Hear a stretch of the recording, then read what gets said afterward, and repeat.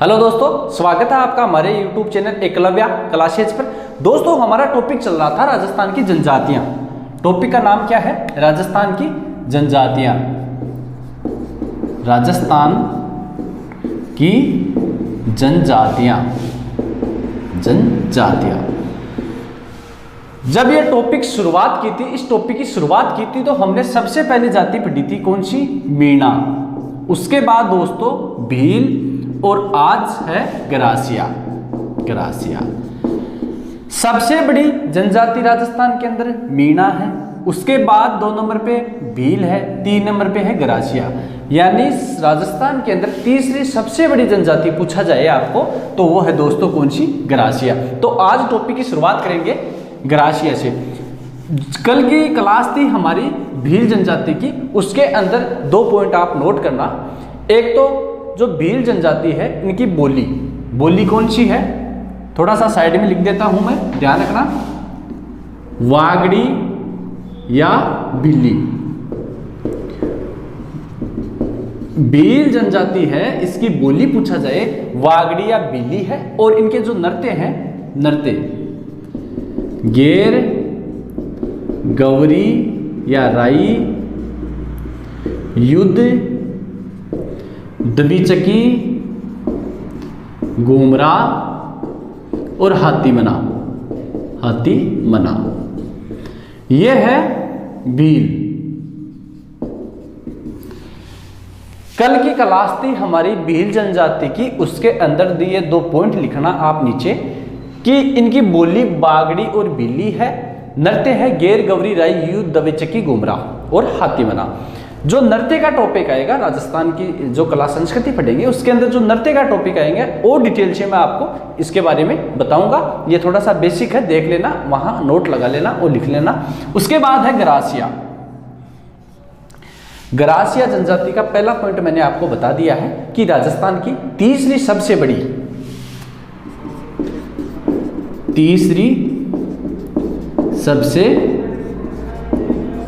बड़ी जनजाति।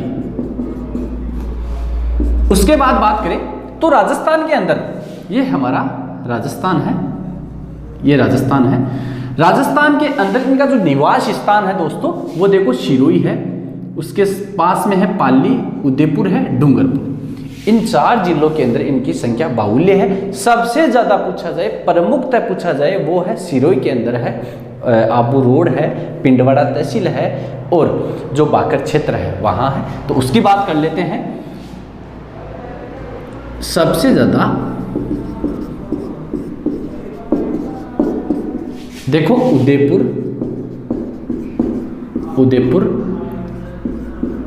डूंगरपुर, सिरोही और पाली इन जिलों के अंदर है।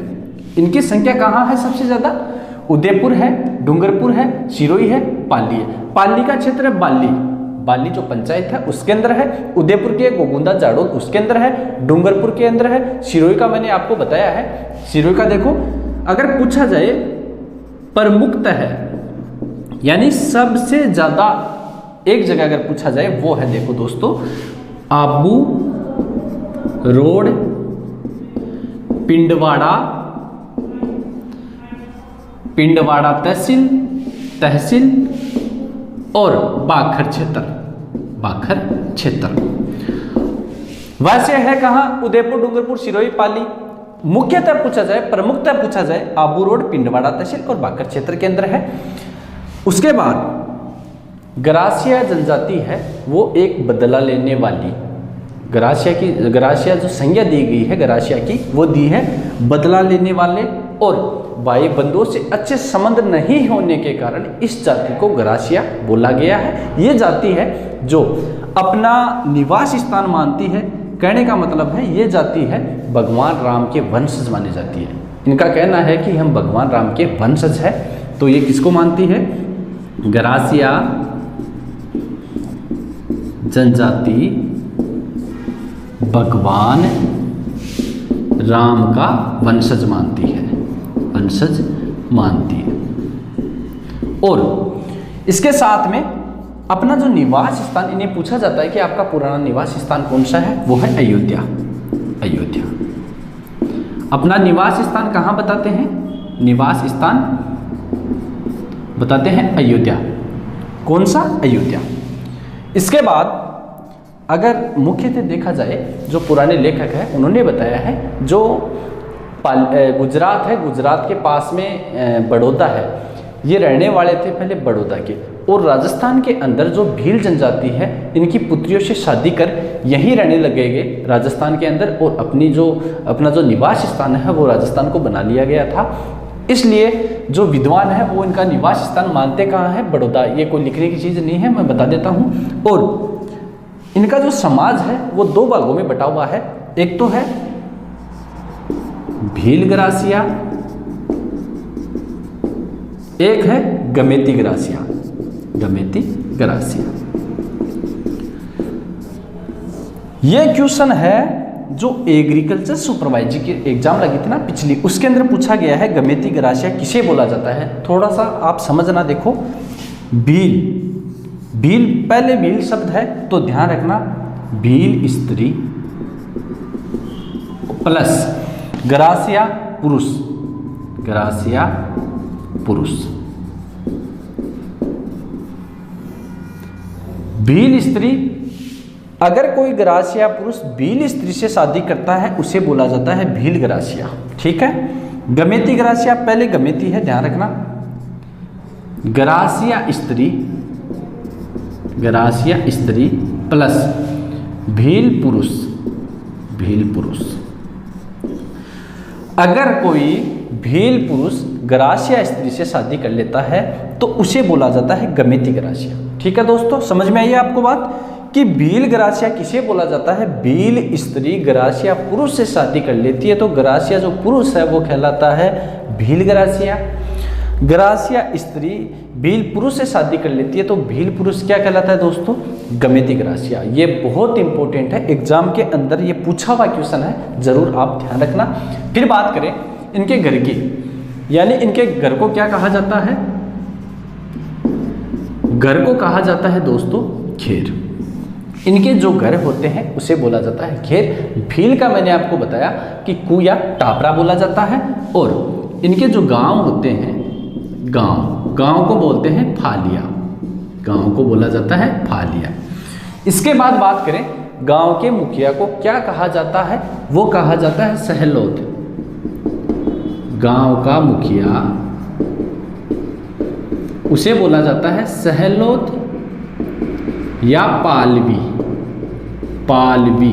ये जरूर ध्यान रखना, सहलोद सभी गाइडों के अंदर दे रखा है, सहलोद बोला जाता है, लेकिन जो पालवी है अगर ये ऑप्शन के अंदर एग्जाम में मिले तो ध्यान रखना, हिंदी ग्रंथ अकादमी की जो बुक है उसके अंदर दे रखा है कि जो गरासिया है उसके गांव के मुखिया को पालवी बोला जाता है।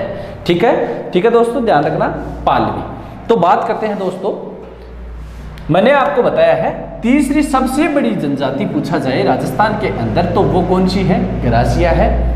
सबसे ज़्यादा ये उदयपुर है, डूंगरपुर है, सिरोही है, इस क्षेत्र में पाई जाती है। पाली है, पाली का बाली क्षेत्र है, उदयपुर की जाडोल तहसील है, डूंगरपुर है, सिरोही का बता दिया है, आबू रोड है, पिंडवाड़ा तहसील है, बागरा क्षेत्र है। प्रमुखतः पूछा जाए तो ये आपको ध्यान रखना है। सीधा सीधा पूछा जाए एग्जाम के अंदर, सीधा सीधा पूछा जाए तो करना है दक्षिणी पूर्वी, दक्षिणी पूर्वी क्षेत्र। सीधा अगर पूछा जाए तो करना है दक्षिणी पूर्वी क्षेत्र। और थोड़ा सा गहराई के अंदर जाने की बात करें तो ध्यान रखना आबू रोड, पिंडवाड़ा तहसील और बाकर क्षेत्र। गरासिया जनजाति भगवान राम को अपना वंशज मानती है। अपना वंशज किसे मानती है? भगवान राम को। निवास स्थान मानती है अयोध्या को। भील गरासिया किसे बोला जाता है? ध्यान रखना, ये जो है ये तो सिमिलर है यानी सेम है। ये भील पहले, ध्यान रखना पहले वाले शब्द के स्त्री लगाना है, यानी स्त्री होनी चाहिए। कौन? भील। ये है पहला, यानी स्त्री गरासिया होनी चाहिए। बस ये बात आपको समझ में आ गई तो ऐसे समझो 1 नंबर आपका पक्का है। तो ये ध्यान रखना। उसके बाद मैंने आपको बताया इनके जो घर होते हैं उसे बोला जाता है घेर। घेर बोला जाता है। गांव का जो गांव होता है उसे बोला जाता है फालिया। गांव के मुखिया को क्या बोला जाता है दोस्तों? सहलोद या पालवी। इसके बाद आगे बात करें तो दोस्तों जो इनकी सामाजिक संस्था होती है, सामाजिक संस्था वो होती है उसे बोला जाता है हेलरू। जो इनकी सामाजिक संस्था होती है, इनके विकास के लिए एक संस्था बनाई गई है, यानी इनके समाज के अंदर इनके विकास के लिए एक संस्था बनाई गई है, उसे बोला जाता है हेलरू। ऐसे भी पूछा जा सकता है कि इनकी जो सहकारी समिति है या जो सहकारी समिति है उसका नाम क्या है, ये भी पूछा तो ध्यान रखना हेलरू है। क्या नाम है? हेलरू। और डिटेल में बात करेंगे हम गरासिया जनजाति की दोस्तों।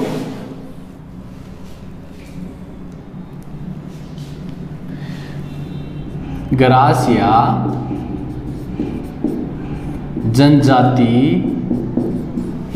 की सामाजिक सहकारी जो संस्था है उसे बोला जाता है हेलरू। हेलरू, ये ध्यान रखना। कहने का मतलब ये है गरासिया जनजाति, इनका जो समाज है, इन्होंने एक सहकारी समता बना रखी है अपनी सेवा के लिए, तो वो है कौन सी? हेलरू। फिर बात करें गरासिया जनजाति की, इस जनजाति को 3 भागों के अंदर माना गया है, यानी इन जनजाति को 3 भागों के अंदर बांटा गया है। कौन कौन से हैं 3 भाग, उसकी बात करते हैं। देखो, एक तो है मोटी नियात, एक है नेन की नियात, एक है निचली नियात। गरासिया जनजाति है, इसे 3 भागों के अंदर बांटा गया है। मोटी नियात को बोलते हैं बाबोर हैया, बाबोर हैया। नेन की नियात को बोला जाता है माडेरिया, माडेरिया। अब समझना है आपको मोटी नियात होता क्या है। मोटी का मतलब ठाडी, कहने का मतलब है उच्च वर्ग। इनका जो उच्च वर्ग है, उच्च वर्ग वो आता है मोटी नियात के अंदर, ठीक है। नेन की नियात के अंदर आते हैं मध्यम वर्ग, मध्यम वर्ग, उसे बोला जाता है माडेरिया। निचली नियात सबसे नीचे यानी निम्न वर्ग, निम्न वर्ग, निम्न वर्ग को बोला जाता है निचली नियात। तो इस जनजाति को 3 भागों के अंदर समझो आप, मोटी नियात, नेन की नियात, निचली नियात। इसके बाद गरासिया जनजाति के अंदर, गरासिया जनजाति के अंदर शव को 12वें दिन अंतिम संस्कार किया जाता है, अंतिम संस्कार किया जाता है, किया जाता है। और 13वें दिन ये मृत्यु भोज करते हैं, ये भी ध्यान रखना। शव का 12वें दिन ये क्या करते हैं? अंतिम संस्कार करते हैं। और इनके जो पूर्वज होते हैं जिनकी मृत्यु हो जाती है, उनकी समाधि के स्थल के रूप में ये हुर्रे या योग का निर्माण करते हैं। समाधि स्थल को क्या बोला जाता है? समाधि स्थल को हुर्रे या योग बोला जाता है, हुर्रे या योग बोला जाता है। और जो मृत्यु भोज है, मृत्यु भोज, उसे बोलते हैं कोंद्या या मेघ। मृत्यु भोज को कोंद्या या मेघ बोला जाता है। इसके बाद गरासिया जनजाति की सामाजिक सहकारी संस्था है, उसे बोला जाता है हेलरू। इसके बाद इस जनजाति की 3 वर्ग बताए हैं, 3 वर्ग है, मोटी नियात, नेन की नियात, निचली नियात। बाबोर हैया उच्च वर्ग को बोला जाता है, माडेरिया मध्यम वर्ग को बोला जाता है, निम्न वर्ग को बोला जाता है निचली नियात। गरासिया जनजाति, इनका जो शव होता है 12वें दिन अंतिम संस्कार किया जाता है। समाधि स्थल को बोला जाता है हुर्रे या योग, और मृत्यु भोज को कोंद्या या मेघ बोला जाता है। ये जनजाति है, ये सबसे ज़्यादा अंधविश्वास पर, अंधविश्वास को मानती है, जादू टोनों पर विश्वास करती है। पूछा जाए कि सबसे ज़्यादा अंधविश्वासी जनजाति कौन सी है, तो वो है दोस्तों गरासिया। गरासिया है वो जादू टोनों पर ज़्यादा विश्वास रखती है। और ये जनजाति है, इसके जो विवाह की प्रथा है, विवाह की जो प्रथा है उसकी भी हम बात करेंगे। ये जनजाति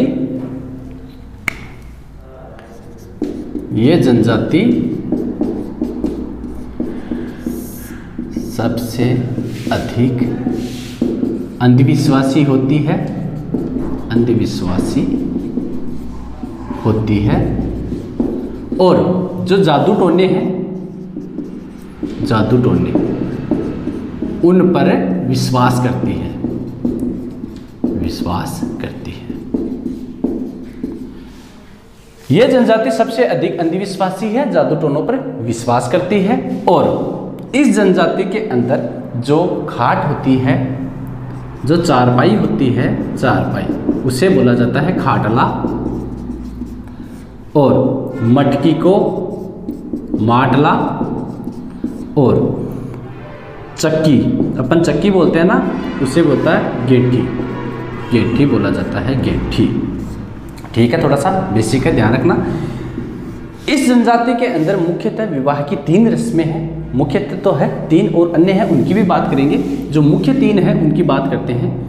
विवाह की रस्में, विवाह की रस्में देखो, एक तो है मोरबंदिया, मोरबंदिया। एक है पहरावणी, पहरावणी। एक है ताड़ना, ताड़ना। इनकी बात करें तो जो मोरबंदिया है, ये जो हिंदुओं के अंदर है वैसी प्रथा है, सेम हिंदुओं के अंदर वैवाहिक प्रथा है, सेम हिंदुओं की तरह, हिंदुओं की तरह है। ये जो वैवाहिक रस्म है सेम हिंदुओं की तरह है। और पैरावणी है बिना ब्राह्मण के, बिना ब्राह्मण के नामात्र के फेरे, नामात्र के फेरे। इस रस्म के अंदर बिना ब्राह्मण के नामात्र के फेरे लेते हैं। और ताड़ना है इसमें वधु मूल्य देकर, वधु मूल्य देकर, यानी जो ताड़ना विवाह है ये वधु मूल्य इसके अंदर दिया जाता है। अन्य जो रस्में हैं उनकी भी हम बात करते हैं। एक तो है खेवड़ा, खेवड़ा विवाह है। एक है मेलबो और एक है सेवा विवाह है। देखो, जो खेवड़ा विवाह है इसके अंदर कोई महिला अपने पति को छोड़कर दूसरे के साथ भागकर शादी करती है, उसे बोला जाता है खेवड़ा विवाह है। ये भी विवाह की रस्में हैं। महिला पति को छोड़कर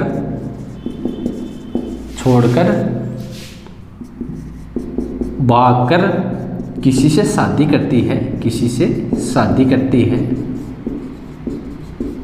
ऐसी रस्म को दोस्तों बोला जाता है खेवड़ा। मेलबो, मेलवा को मतलब यह है जी हाँ पखा को नहीं का मोबाइल भी बैठे भी जगह रख दे या मेल दे। मेलवा का मतलब यह है दोस्तों कि विवाह का जो खर्च है उसको बचाने के लिए वधु को वर के घर छोड़ा जाता है, वधु को वर के घर छोड़ा जाता है। कहने का मतलब है कोई रस्म वसम नहीं होती है, डायरेक्ट वधु को वर के घर छोड़ा जाता है। और सेवा विवाह है। सेवा विवाह है, थोड़ा सा समझने की कोशिश करना कि जो वर है उसको वर को कुछ दिन, वर को कुछ दिन ससुराल में रहकर सेवा देनी पड़ती है, सेवा देनी पड़ती है। देखो, आड़ू भाषा में समझो मतलब यह है जो शादी से पहली वरना आपके साथ से रहना पड़े। और अगर ससुराल वालों के थोड़ा वो जचने लग जाए, कहने का मतलब है कि उसका काम अगर पसंद आ जाए उससे काम करवाया जाता है घर पे। अगर उसका काम उसको पसंद आ जाए तो वर को अपनी वधु सौंप देते हैं। कहने का मतलब ये है, डायरेक्ट समझो तो वर को जहाँ शादी करता है उससे कुछ दिन पहले उसके घर छोड़ा जाता है, वधु के घर, और वहाँ वह अपनी सेवा देता है। यानी कहने का मतलब है जो घर का काम है वो करता है, उसके बाद शादी होती है, उसे बोलता है सेवा विवाह है, उसे बोला जाता है सेवा। तो दोस्तों समझो ये जनजाति सबसे अधिक अंधविश्वासी होती है, जादू टोनों पर विश्वास करती है। चारपाई को बोला जाता है खाटला, मटकी को माटला और जो चक्की होती है गेठी बोला जाता है। विवाह की 3 रस्में हैं। मोरबंदियाँ हिंदुओं की तरह विवाह करते हैं। पैरावणी के अंदर बिना ब्राह्मण के नाम मात्र के फेरे हैं। ताड़ना है वधु मूल्य देकर किया जाता है। उसके अलावा जो अन्य रस्में हैं, खेवड़ा, महिला भागकर अपने पति को छोड़कर किसी अन्य से शादी करती है, खेवड़ा बोला जाता है। मेलबो को मतलब है वधु को वर के घर छोड़ा जाता है, और सेवा के अंदर है वर को वधु के घर छोड़ा जाता है। समझ गए? कहने का मतलब है मेलबो के अंदर वधु को वर के घर छोड़ा जाता है, और जो ये है सेवा, इसके अंदर वर को वधु के घर छोड़ा जाता है। ये है इनके विवाह की रस्में। और इनकी जो प्रसिद्ध झील पूछे, इनकी जो झील है पवित्र झील, पवित्र झील वो है नक्की। कौन सी है दोस्तों? नक्की। राजस्थान की सबसे ऊंचाई पर स्थित कौन सी झील है? नक्की है। सर्दियों में जम जाती है, और सबसे गहरी भी पूछा जाए तो ध्यान रखना नक्की झील है। इसके बाद प्रिय, प्रिय पक्षी है इनका मोर। इनका जो प्रिय पक्षी है दोस्तों वो कौन सा है? वो है मोर। इसके बाद आगे बात करें, जो अनाज रखने की कोठियाँ होती है उसे बोला जाता है सोहरी। अनाज रखने के लिए ये थोड़े बर्तन टाइप की जो बनाते हैं ना, उसे बोलते हैं सोहरी। और चारपाई को क्या बोला जाता है? खाटला। मटकी को क्या बोला जाता है? माटला। इनकी पवित्र झील है नक्की झील। राजस्थान की सबसे ऊंचाई पर स्थित सिरोही जिले के अंदर झील है, वो कौन सी है? नक्की झील है। माना जाता है कि देवताओं ने अपने नाखूनों से इसकी खुदाई की थी, वो है नक्की झील।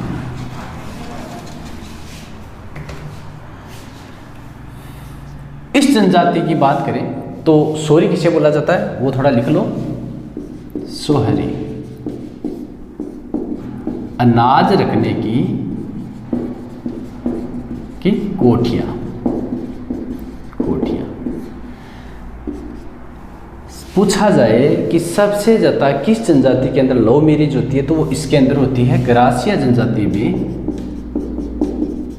ग्रासिया जनजाति में सबसे ज़्यादा लव मैरिज होती है, लव मैरिज होती है। और लव मैरिज होने का ये है अर्थ कि जो इनके मेले लगते हैं उसके अंदर ये वधु को चुनते हैं। कहने का मतलब है जो भी लड़की इन्हें पसंद आ जाती है तो उसे लव मैरिज कर लेते हैं। मेलों के अंदर, मेलों में अपनी वधु को चुनते हैं, चुनते हैं। ठीक है। सबसे ज़्यादा पूछा जाए कि लव मैरिज किसके अंदर होती है, तो दोस्तों वो होती है ग्रासिया के अंदर। और मेलों में अपनी वधु को ये चुनते हैं, वर वधु दोनों चुनते हैं। कहने का मतलब है किसी वधु को, किसी लड़की को वो लड़का पसंद आ जाए तो वो अपना वर बना लेती है, और किसी लड़के को वो लड़की पसंद आ जाए, दोनों की रजामंदी हो तो वो वधु बना लेता है। ये होता है इनका लव मैरिज। इनका जो पवित्र मेले लगते हैं, इनके जो मेले सबसे ज़्यादा लगते कहाँ हैं वो जरूर ध्यान रखना। एक तो लगता है मनखा, मेलों की बात करें मेला। एक तो है मनखारो मेलो, मनखारो मेलो। मनखारो मेलो लगता है सियावा आबू रोड, सियावा आबू रोड, सिरोही के अंदर। ये जो मेला है इसे आम आदमी का मेला भी बोला जाता है, आम आदमी का मेला। और सियावा आबू रोड पर एक गणगौर मेला भी बढ़ता है, गणगौर। इनका जो गणगौर का मेला है वो भी लगता कहाँ है दोस्तों? सियावा आबू रोड पर। एक है चैत्र विचित्र, विचित्र मेला। एक है देवला मेला। ठीक है। जो इनके प्रसिद्ध मेले हैं, मनखारा मेला सियावा आबू रोड सिरोही में बढ़ता है। कहाँ लगता है? सिरोही के अंदर। और आम आदमी का मेला भी इसे बोला जाता है। इनका गणगौर का मेला है सियावा आबू रोड को लगता है, वहाँ लगता है। चित्र विचित्र मेला है। एक है देवला मेला, ये अपना कुल देवता बाखर बाव जी को मानते हैं, बाखर बाव जी को। इनके जो कुल देवता है वो है दोस्तों बाखर बाव जी। सोहरी किसे बोला जाता है? अनाज रखने की कोठियों को बोला जाता है। गरासिया जनजाति में सबसे ज़्यादा लव मैरिज होते हैं, मेलों के अंदर अपने वर वधु को चुनते हैं। मेला मनखारा मेला सियावा आबू रोड के अंदर है, आम आदमी का मेला बोला जाता है। चैत्र विचित्र मेला देवल मेला और कुल देवता है बाखर बावजी। इसके बाद बात करें दोस्तों, ये अपना नववर्ष मानते हैं आखा तीज को। अपना नववर्ष कब मानते हैं दोस्तों? आखा तीज को। और इनके जो नृत्य हैं उनकी भी हम बात करेंगे। इनका नववर्ष है, नववर्ष कब? आखा तीज। आखा तीज को मानते हैं। और इनके नृत्य जो भील जनजाति है उसके अंदर बताया गेर गौरी राई युद्ध दबचकी गुमरा हाथी बना। और इसके अंदर है वालर, लूर, मांदड़, कूद, जवारा, मोरिया, गोर और रायण। पूछा जाता है वालर नृत्य किसका है? एक थोड़ा सा ध्यान रखना दोस्तों, जो वालर नृत्य इसका क्वेश्चन पूछा हुआ है कि ऐसा कौन सा नृत्य है जो बिना वाद्य यंत्र के किया जाता है? ये है वालर, बिना वाद्य यंत्र के। बिना वाद्य यंत्र के, बिना वाद्य यंत्र के जो नृत्य किया जाता है वो है वालर। वालर, लूर, मांदड़, कूद, जवारा, मोरिया, गोर, रायण है। किसका है? ये है गरासिया जनजाति का। और गरासिया जनजाति के अंदर जो लड़कियां होती हैं वो तो पहनती है ला की चूड़ियाँ, और जो महिलाएं होती है वो हाथी दांत की चूड़ियाँ पहनती है। ये भी ध्यान रखना, लड़कियां ला की चूड़ियाँ और महिलाएं हाथी दांत की चूड़ियाँ, वो पहनती है हाथी दांत की चूड़ियाँ।